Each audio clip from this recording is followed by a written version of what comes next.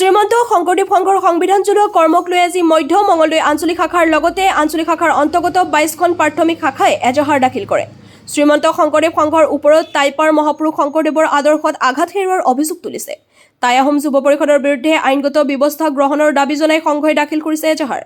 মূলৰ সদস্য ৰামচন্দ্ৰ ডেকাৰ লগতে শ্ৰীমন্ত শংকৰদেৱ সংঘ মধ্য মঙলদৈ আঞ্চলিক শাখাৰ সভাপতি সোণেশ্বৰ ডেকা, সম্পাদক ভৱেন ডেকা আৰু মধ্য মঙলদৈ আঞ্চলিক সেৱা বাহিনীৰ উপস্থিত হৈ পাতৰিঘাট থানাত টাইপৰ বিৰুদ্ধে দাখিল কৰে এজাহাৰ।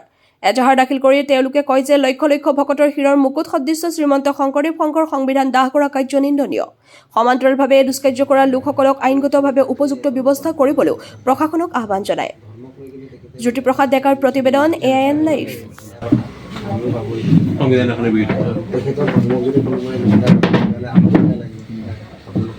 যিকোনো ধৰ্মকে কোনো নিন্দা আমিতো পৰা নাই মুছলিমে হওক হিন্দু হওক বেংগলী হওক এইটো কোনো কথা নাই, কিন্তু মানে ধৰ্মক কোনো নিন্দা কৰিব নালাগে মানে মই ভাবোঁ মানে মই চিনিয়ৰক জনাইছোঁ অলৰেডি কালি এইখিনি আপুনি ওপৰত জনাব।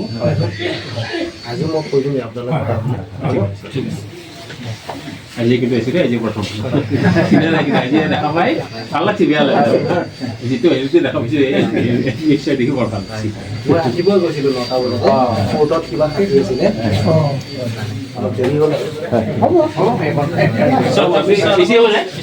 যিকোনো খবৰ আৰু বিজ্ঞাপনৰ বাবে যোগাযোগ কৰক 7896121996 লগতে 7002537271।